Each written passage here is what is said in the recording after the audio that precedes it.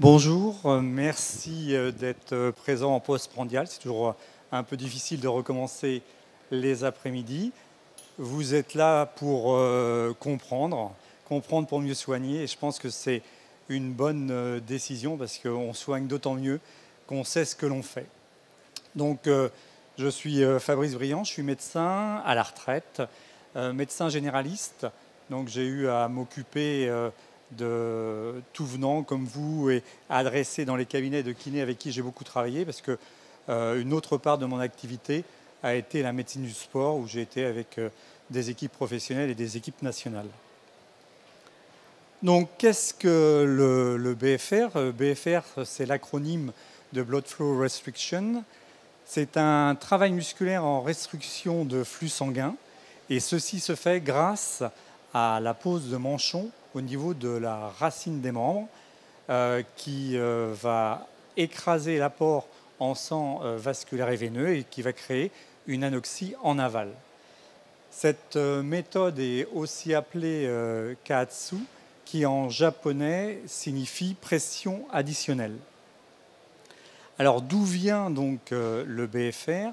C'est quelque chose qui a commencé de façon tout à fait particulière, impromptue, au Japon, donc par ce monsieur qui est le docteur Yoshiaki Sato, qui était bouddhiste, qui a été à une cérémonie commémorative, qui était avec des positions maintenues et qui a eu des sensations dans ses jambes comme les sensations qu'il avait lorsqu'il faisait de la muscu sur ses mollets. Il s'est dit un peu bizarre et il avait 18 ans, il était un peu inventif et il a essayé de comprendre et pendant de nombreuses années, il a mis des ceintures, des roues de vélo, des chambres à air. Il a essayé sur lui. Il a fait plusieurs tentatives pour savoir et pour reproduire ces éléments-là. De 66 à 73. En 73, il fait du ski.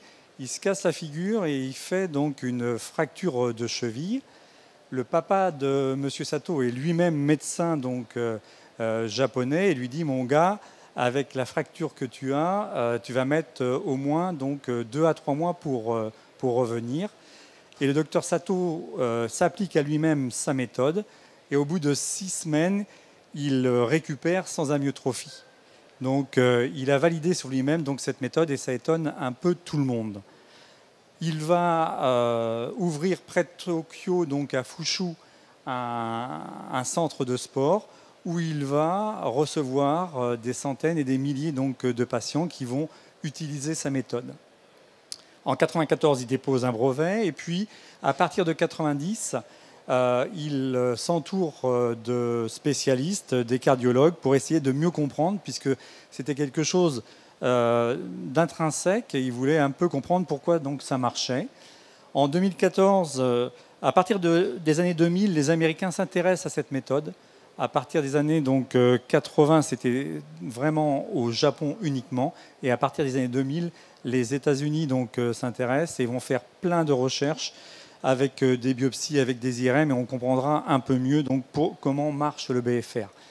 Et donc le docteur Sato, en 2014, crée un centre sur la côte Est et sur la côte Ouest. Et en 2016, il publie le livre Kaatsu Training avec le docteur Ishii, Nakajima et Abe, qui seront des contributeurs à la physiologie du BFR. Et vous voyez qu'à partir des années 2010, ça c'est les publications PubMed sur le BFR, ce n'était pas connu jusqu'en 2010, et à partir de 2010, on a une explosion de publications, et ça continue à nos jours, on essaye toujours de découvrir ce que va donner et ce que fait le BFR. Alors le principe, c'est réduire le flux sanguin à la racine du membre avec un manchon, et on va réduire le flux artériel et veineux. Ceci va entraîner une hypoxie d'aval, et cette hypoxie tissulaire va entraîner une adaptation physiologique des tissus. Vous allez avoir par cette hypoxie une réponse de votre corps et on va générer après des boucles qui vont expliquer les bienfaits donc, du BFR. Le principe d'utilisation, donc vous avez ce que l'on connaît, donc ce sont des manchons que vous réglez de façon parfois donc aléatoire, mais des fois vous pouvez mesurer les éléments de la pression qu'il faut pour diminuer la vascularisation du membre grâce à un Doppler que vous mettez donc en aval. C'est un calcul manuel de la Limb Occlusion Pressure, donc LOP, qui va se faire avec du temps et avec quelque chose qui n'est pas toujours reproductif. L'avantage donc d'un nouvel appareil qui est un appareil français qui a été donc développé par d'anciens sportifs et qui est fabriqué à Angers, c'est d'avoir un calcul électronique et précis donc de la pression d'occlusion complète pour occlure donc le membre, et ceci se fait en position allongée. Cette LOP, elle est différente de votre membre droit ou du membre gauche, et elle va être différente du jour 1 au jour 2, elle va être différente bien évidemment d'un individu à l'autre. Donc l'avantage de ce mécanisme français, c'est d'avoir une LOP donc individuelle qui est reproductible et qui permet de travailler à vraiment ce que vous avez décidé. Contrairement à des manchons que vous mettez où la variation de pression va fluctuer en fonction des mouvements que vous faites. Avec le matériel français, vous allez avoir une pression d'occlusion qui va toujours être celle que vous avez donc déterminée. Si c'est 50%, ce sera 50%. Si c'est 60%, c'est 60%. Ce n'est pas un moment de l'exercice 65, puis l'autre moment 58, puis ça remonte à 65. Ce mécanisme avec l'élément qui a été breveté est quelque chose qui reste toujours constant à la LOP que vous avez déterminée. L'avantage de ce matériel est également qu'il y a 2 voies, contrairement à d'autres produits sur le même secteur. 2 voies qui vous permettent de travailler sur le même patient les 2 membres inférieurs ou les 2 membres supérieurs. Vous ne pouvez pas travailler le membre inférieur et le membre supérieur, ça sera. Mais c'est aussi 2 voies qui vous permettent de travailler 2 patients donc distincts. Sur cette machine-là, vous pouvez brancher d'un côté un patient A, de l'autre côté un patient B, vous permettant donc d'optimiser. Chaque patient travaillera à sa LOP déterminée, puisque c'est quelque chose qui est calculé. Et la régulation de pression se fera dans des pourcentages, et ça c'est les Américains, c'est un peu comme l'isocinétisme, il n'y a pas d'éléments, c'est à force de travailler qu'on a trouvé donc à peu près ce qu'il fallait, à 40% de la LOP jusqu'à 100%. On sait qu'en dessous de 40%, les mécanismes physiologiques que je vais vous expliquer sont peu intéressants. Au-dessus de 80%, on va avoir très peu de bénéfices, alors qu'on va avoir des risques d'occlusion de 80 à 100% qui vont être majeurs. On peut de temps en temps travailler à 100%, mais c'est rare.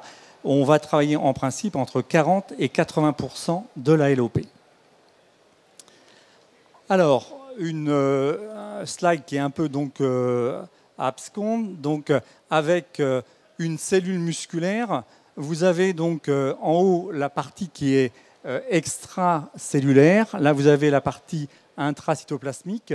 Vous avez la membrane, donc le sarcolème au niveau du myocyte. Et donc, sur cette membrane du myocyte vont venir des éléments qui vont interférer et qui vont entraîner des cascades à l'intérieur. Ces éléments, ça peut être les TNF-alpha. Vous savez que maintenant, on utilise beaucoup d'anti-TNF-alpha dans la pharmacopée contre l'inflammation. Eh bien, ça agit sur cette voie-là. Ça peut être des facteurs de croissance.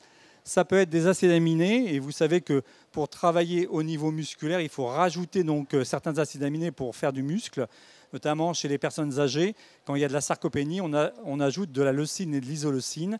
Et donc, tout ça va entraîner des éléments qui vont être soit par des voies activatrices, soit par des voies en pointillés inhibitrices, toute une cascade d'enzymes qui vont arriver avec des éléments qu'on appelle les mTOR, on en reparlera tout à l'heure, mTOR pour Mammalian Target of Rapamycin, qui va coder pour quelque chose qui est hyper important, c'est la transcription de l'ARN, qui va donc permettre de fabriquer donc de la fibre, une croissance cellulaire et de la prolifération.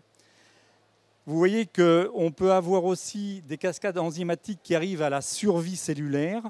Et donc, c'est des voies au niveau de l'intérieur des cellules qui sont utilisées en cancérologie pour justement tuer les cellules cancéreuses. Donc, c'est des mécanismes intracellulaires avec des voies donc, enzymatiques qui permettent d'avoir des réactions. Pour vous expliquer que, à l'intérieur de la cellule, on a des mécanismes qui agissent et qui expliquent ce que l'on a comme résultat avec le BFR. Alors, ce que vous savez pour faire du muscle, ce que l'on a tous appris, que pour fabriquer du muscle, il faut travailler, il faut souffrir dans les salles de muscu, il faut soulever de la fonte, il faut travailler longtemps. Et ceci donc est possible parce qu'on va casser du muscle et qu'il va y avoir une surcompensation. Donc la cellule musculaire, durant un exercice, subit un certain nombre d'agressions. Et une fois que la cellule a été agressée, elle va se réparer. Le corps est bien fait, c'est dans tous les mécanismes un peu ce qu'on a en physiologie. Donc au niveau de la casse mécanique de la cellule, vous savez que dans la fibre musculaire, on a l'actine et la myosine avec les ponts actine-myosine. Eh bien, les têtes de myosine vont se casser. À l'intérieur de la cellule, on a une grosse protéine structurelle qu'on appelle la titine. C'est une protéine qui peut casser et qui va se refabriquer donc après. Et puis, on a des casses d'un peu toutes les protéines de la cellule qui vont surcompenser, qui vont refaire du muscle secondairement. Ça, c'est la réponse mécanique à une contrainte de charge musculaire. Quand vous faites des charges, par exemple à 70% d'une RM, eh bien, vous allez casser. Et après une séance de muscu, on l'a tous expérimenté, on a donc des courbatures, on a des DOMS. Et ces DOMS sont le résultat de la reconstruction à partir donc de la casse structurelle des myocytes. Alors, une fois que c'est cassé, le corps a la capacité de réparer. Il répare en faisant du renforcement, de l'hypertrophie et de l'hyperplasie. Le renforcement, vous savez, c'est la capacité du corps humain à réparer les éléments contractiles, actine et myosine, et notamment les têtes de myosine, avec un effet surcompensatoire. Ensuite, vous allez réparer en faisant de l'hypertrophie, donc vous allez gonfler les fibres musculaires. Vous pouvez donc augmenter votre masse musculaire en augmentant le volume de chaque fibre musculaire. Troisième élément pour gagner du muscle, c'est faire de l'hyperplasie. Là, vous allez augmenter le nombre de fibres qui fabriquent votre muscle. Donc, on augmente le volume de la fibre et on augmente le nombre de fibres. On va avoir donc un muscle qui va être plus gros et qui va être plus puissant. Donc ça, c'était les éléments donc, mécaniques pour réparer et faire du muscle. La tension musculaire associée à une charge, ça c'est le principe de la musculation, va perturber l'intégrité donc, de votre muscle. Et donc on va avoir des réponses mécaniques, je viens d'en parler, mais également des réponses cellulaires, des réponses moléculaires, des réponses mécanochimiques, et ça a été montré dès 2006 par Touago et Bouteiller. Ces réponses sont sous la dépendance de facteurs de croissance et de cytokines. Et les contraintes mécaniques qui sont imposées à la structure membranaire, le sarcolème du myocyte, vont entraîner une activation des intégrines qui sont dans le sarcolème. Ces intégrines vont stimuler la mitogène activated protein kinase, MAPK, qu'on reverra donc tout à l'heure, qui va stimuler un génome pour la fabrique de protéines. Et à l'intérieur du myocyte, on va aussi stimuler la fabrique d'une protéine géante, la titine. Donc ces éléments mécaniques par une atteinte de la membrane vont entraîner une fabrication via les protéines donc, de nouvelles cellules musculaires. Après les facteurs mécaniques que l'on vient de voir, il existe aussi des facteurs métaboliques pour faire du muscle. Pendant la phase d'exercice musculaire, vous savez que l'ATP est transformé en AMP et que ceci est fait sous l'élément d'une enzyme qui est l'AMP kinase. Et donc, l'augmentation dans l'intérieur du myocyte du taux d'AMP kinase va inhiber la synthèse des protéines par une diminution de l'activité de la mTOR qu'on a vu dans la cellule au départ, là, la mammalian target of rapamycin. Tout ça va être diminué. Donc, c'est-à-dire que quand vous faites un exercice musculaire, l'augmentation de l'AMP kinase va faire que la synthèse protéique va diminuer. Et ce n'est que pendant la phase de récupération qu'on va avoir une surcompensation et un phénomène rebond.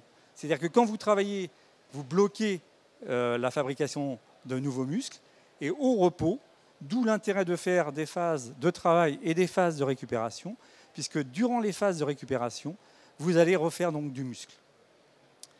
Et donc c'est Dreyer en 2006 qui avait montré que c'était durant les phases de récupération qu'on accroissait la synthèse protéique musculaire. Cette contraction musculaire, quand vous allez travailler, va biomécaniquement, au niveau donc des tissus conjonctifs de soutien, là où passent les capillaires, écraser vos capillaires, diminuer la tension en oxygène local, et ceci va stimuler l'hypoxie inductive factor qui va favoriser le travail des mitochondries au niveau des myocytes. Donc l'hypoxie par l'HIF va stimuler la biogénèse des mitochondries. C'était montré ça avant donc, les années 2000. Cette hypoxie locale va aussi donc, augmenter la VEGF, Vascular Endothelium Growth Factor, qui va favoriser la prolifération de nouveaux capillaires. On va avoir une angiogénèse qui va être très intéressant pour la récupération du muscle. Après donc, les rôles mécaniques, les rôles métaboliques, le rôle des hormones. On pense que le muscle peut gagner en force et en masse grâce aux hormones stéroïdiennes. C'est ce qui est le plus logique. Mais cette augmentation de masse musculaire résulte d'actions coordonnées d'hormones stéroïdiennes, mais également de l'axe somatotrope et de l'insuline. L'entraînement augmente un peu la fabrication de stéroïdes, mais de façon trop petite par rapport à ce que l'on attend par rapport à un muscle. Et donc, pour gagner avec de la testo du muscle, il faut que vous en preniez de façon exogène. Et là, on rentre dans le cadre du dopage. C'est quelque chose qui est interdit. Naturellement, quand vous fabriquez vos propres testos, ce n'est pas suffisant pour gagner un maximum de muscles. Au niveau des hormones thyroïdiennes T3, T4, elles n'interviennent pas dans la prolifération donc, musculaire, mais simplement dans le déterminisme typologique des fibres. Ça, c'est Fluke et Hoppeler en 2003 qui l'ont montré. Par contre, l'activité donc, musculaire augmente la concentration intramusculaire d'IGF-1, insuline growth factor, qui, elle, va stimuler la prolifération des cellules satellites, les cellules de Moreau, qui sont en périphérie donc, des myocytes. Et ça, c'est en 2004 qu'on a montré ça, qu'on avait, en faisant donc, un travail musculaire, une augmentation donc, circulante de l'IGF-1. Après la casse mécanique, les éléments métaboliques, les éléments hormonaux, on a également donc une action métabolique sur le muscle. Et on sait, avant les années 2000, 94-98, que le rôle anabolique, l'anaérobie, est aussi, sinon plus importante que l'intensité de l'activité, puisque cette activité donc anaérobie en privation d'oxygène va impliquer majoritairement la glycolyse anaérobie. Quand au niveau du muscle ou de l'environnement musculaire dans lequel vous travaillez, vous avez une augmentation des ions H+, une diminution donc, du pH, vous allez avoir en plus accentué par une diminution de la circulation sanguine par l'action mécanique du muscle, on va augmenter le stress métabolique. Ça a été mis en évidence par Pierce et Twygo en 2006. Donc, on va avoir une altération des cellules, un gonflement des cellules, la production de radicaux libres, et on va arriver à une augmentation des facteurs de transcription et qui vont fabriquer donc des protéines et qui vont refaire donc du muscle. C'est Takarada en 2000 et Goto en 2004 qui l'ont montré.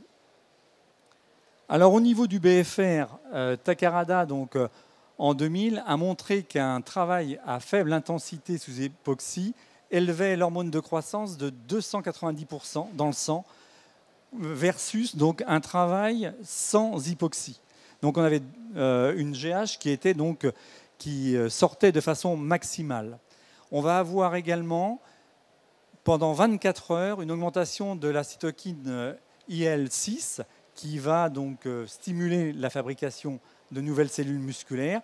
Et cette action va se maintenir pendant 24 heures. C'est-à-dire que vous faites une séance et vous allez avoir dans votre sang de l'IL-6 qui va être sécrété de façon donc continue pendant 24 heures. Vous allez avoir une augmentation des espèces oxygénées réactives, O2-, H2O, O2, qui sont des informateurs de la fatigue. Elles vont entraîner une prolifération des cellules satellites et elles vont activer la signalisation de la MAPK qu'on avait vu au départ, là, au niveau de la membrane. Donc tout ça, avec les ROS, ça va donc stimuler la fabrication de nouvelles cellules musculaires.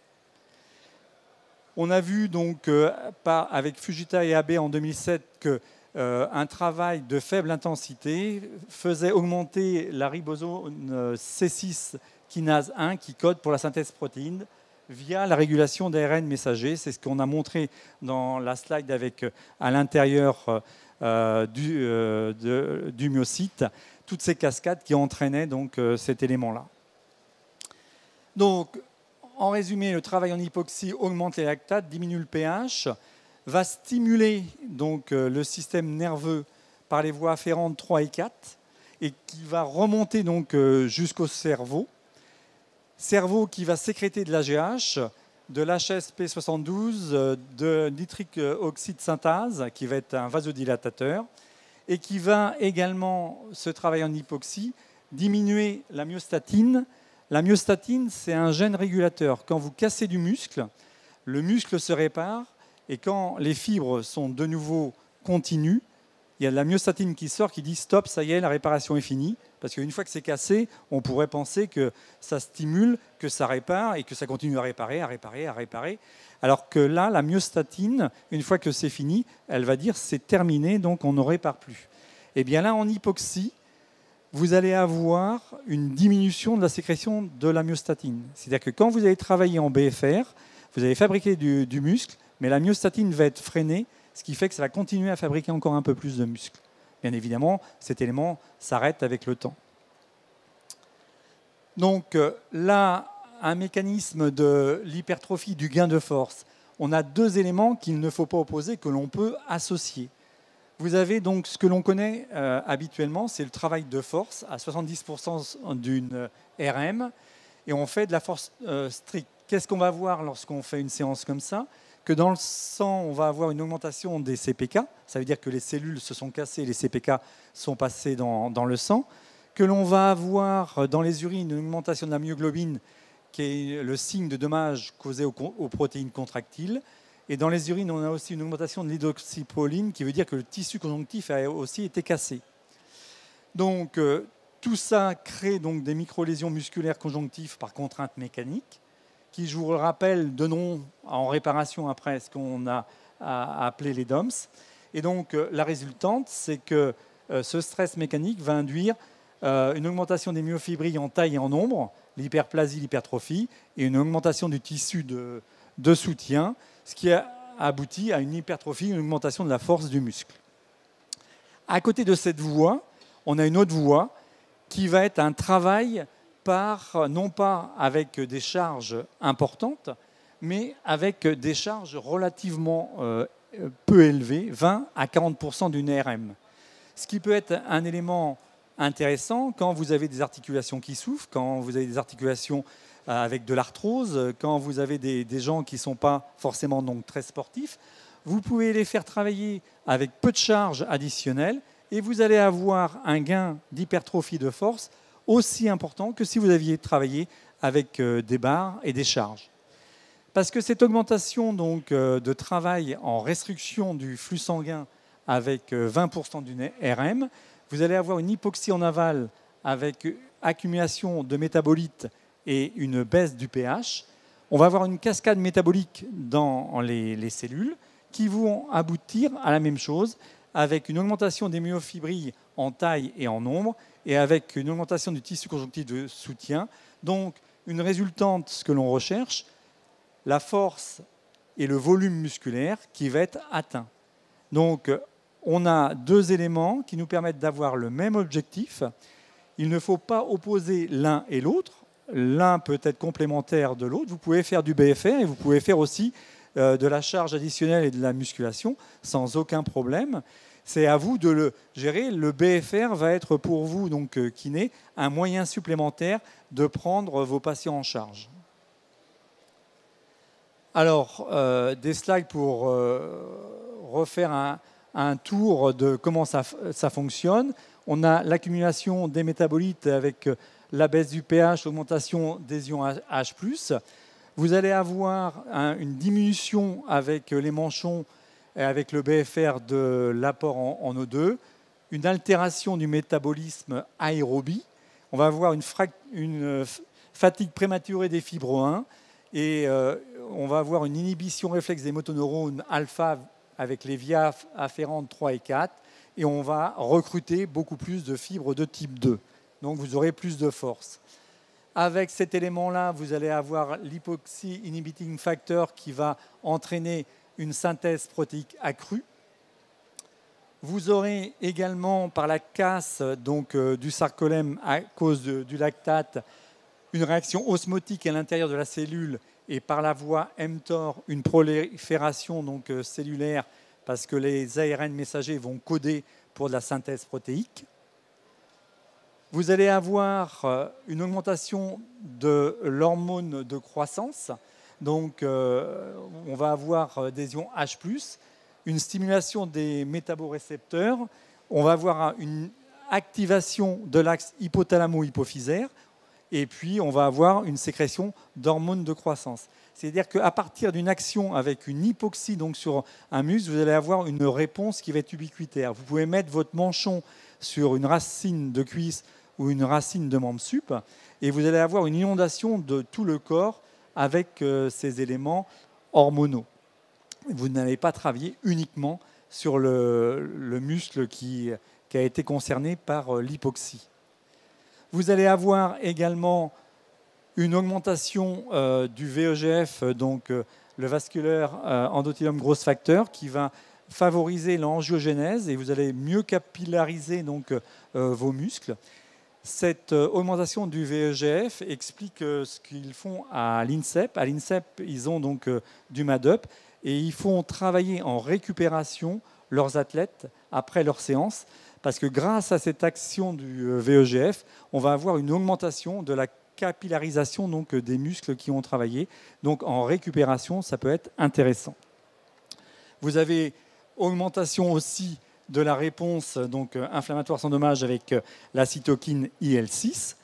Tous ces éléments qui sont en orange sont une action qui est renforcée par l'anoxie. Et il y a une action qui va être freinée par l'anoxie, c'est la sécrétion de la myostatine qui va justement permettre de continuer à fabriquer de la fibre musculaire alors que la myostatine nous aurait arrêté. Donc toutes ces actions permettent, par la privation d'oxygène, d'augmenter les éléments sur la fabrication musculaire.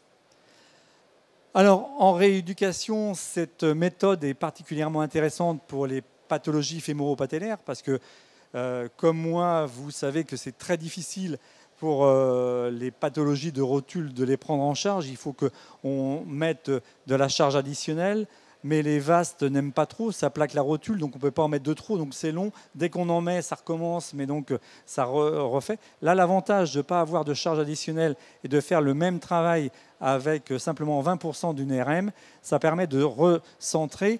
Et les basketteurs qui sont particulièrement sujets aux pathologies fémoro-patellaires apprécient bigrement le BFR. On peut avoir aussi du BFR au niveau des pathologies scapulaires. C'est des éléments avec tout ce que vous connaissez pour les prises en charge. Vous rajoutez le BFR, ça va vous améliorer à ce niveau-là. On a aussi la lutte contre l'amyotrophie, la sarcopénie. les Japonais travaillent beaucoup donc, le BFR dans leurs EHPAD pour nos aînés, donc en prévention donc, des chutes.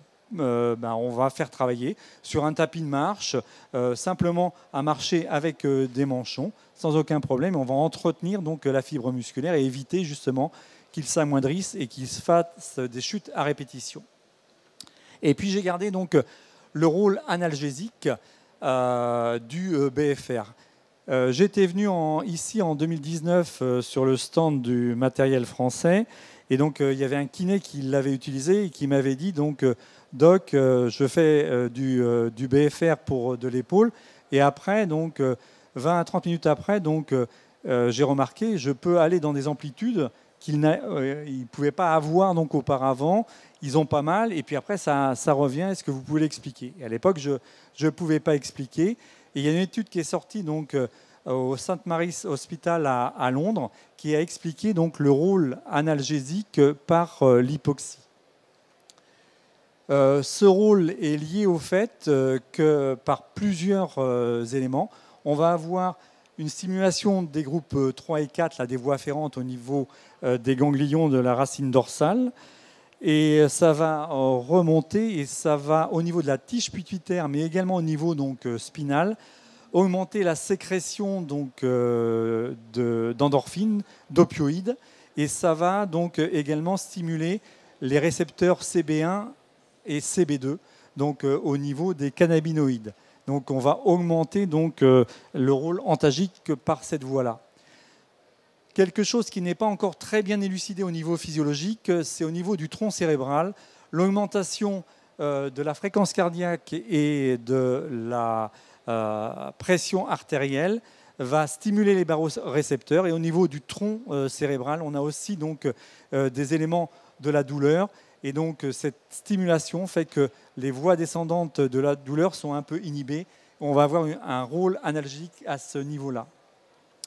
Le fait d'avoir quelque chose en anoxie, comme on l'a dit tout à l'heure, on allait recruter des unités motrices de type 2 plus facilement. Et donc là, on pourrait aller au-delà. Et donc, on a aussi l'élément au niveau de la douleur qui est modulée. Quand on a deux douleurs, la douleur la plus importante prend le pas sur la douleur. Donc le fait de faire un travail en anoxie va diminuer donc, les douleurs. Ces éléments donc, sur la douleur peuvent expliquer l'action du BFR sur quelque chose qui nous embête beaucoup. C'est l'arthrogenic muscle inhibition, qui est quelque chose qui est développé là, et qui a été beaucoup étudié par Sandrine Cotet à Lyon, où au niveau, donc, notamment au niveau du quadriceps et du vaste interne, on a des fois des inhibitions après des ligamentoplasties ou des prothèses. Eh bien, donc, le BFR peut lever ces inhibitions donc, musculaires. Donc, voilà ce vers quoi donc, on peut utiliser donc, le BFR. Alors le BFR, c'est des éléments qui sont mis avec des protocoles. C'est des protocoles qui sont reconnus, utilisés, mais on peut faire ce que l'on veut en faisant toujours un temps de travail et un temps de récupération. Un set au niveau d'un protocole BFR, c'est d'abord la calibration pour la LOP. Puis on va faire 30 efforts, par exemple des squats ou des leg extensions. 30 répétitions, puis 30 secondes de repos. Donc c'est ce que je vous avais dit. Donc il faut toujours du repos après pour la surcompensation. Durant ces 30 répétitions, j'ai coutume de dire que là, on va charger le muscle en acidose. Donc les 30, quand les gens le font, on dit c'est facile. Effectivement, au départ, donc ça pique pas trop. Et puis après, on va vraiment commencer à travailler. On va faire 3 fois 15 répétitions, 30 secondes de repos, 15 répétitions, 30 secondes de repos. Et 15 répétitions, et là on va sur le matériel qui est présenté, là français, on a un dégonflage progressif pour qu'on n'ait pas un relargage donc, important de tous les éléments métaboliques. Donc là, voilà, donc j'ai mis quelques références de littérature. Je vous remercie de votre attention, et là, juste après, Il y a sur le stand de l'autre côté là-bas, au niveau de l'innovation, il y a les gens de MADUP qui font une démonstration par rapport au nouveau matériel physio qui vient de sortir, puisque ça c'est le matériel pro, et là il y a une nouvelle machine qui vient de sortir. Donc si vous voulez le voir en action, c'est dans 10 minutes, mais de l'autre côté donc là-bas. Et si vous voulez passer sur le stand MADUP, c'est le stand D75. Si vous avez des questions, je suis à votre disposition.